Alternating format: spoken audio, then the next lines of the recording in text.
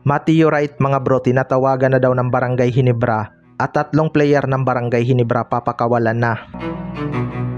So isa nga sa kulang ng Barangay Ginebra mga bro ay legit shooter na kayang i-spread ang floor para kay Japit Aguilar at Troy Rosario.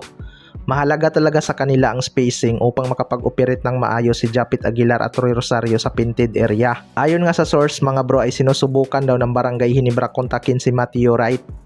Well, para sa akin mga bro, isa talaga tong si Meteorite sa mga deadly na shooter noon.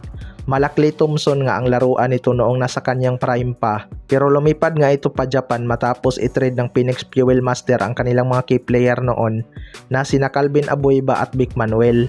Kaya mas pinili na lang din itong si Meteorite umalis dahil walang ang plano lumakas ang Phoenix noon.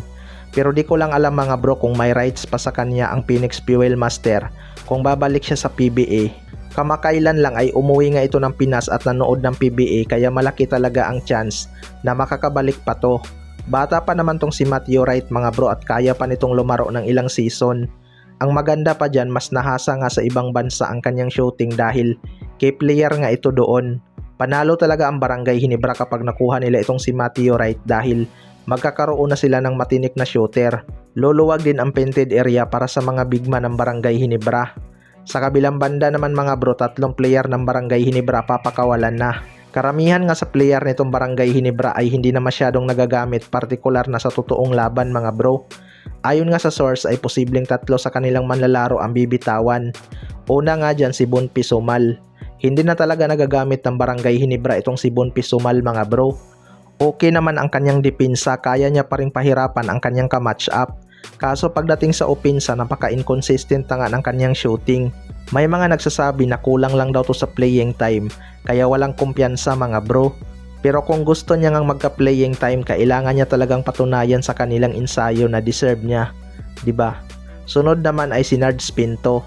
Isa talaga to sa nagpahirap kay Mikey Williams noon kaya nagkampiyon ang Barangay Ginebra mga bro.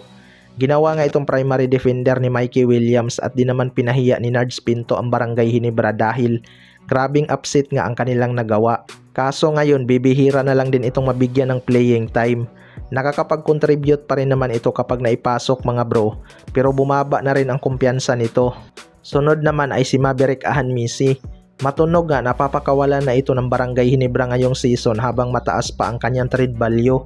Hindi na rin kasi siya masyadong nabibigyan ng playing time dahil nasa 8 player rotation lang talaga ang madalas gamit ni Coach Tim Cone. Kaya abangan na lang natin yan. Kayo mga bro, ano masasabi nyo tungkol dito?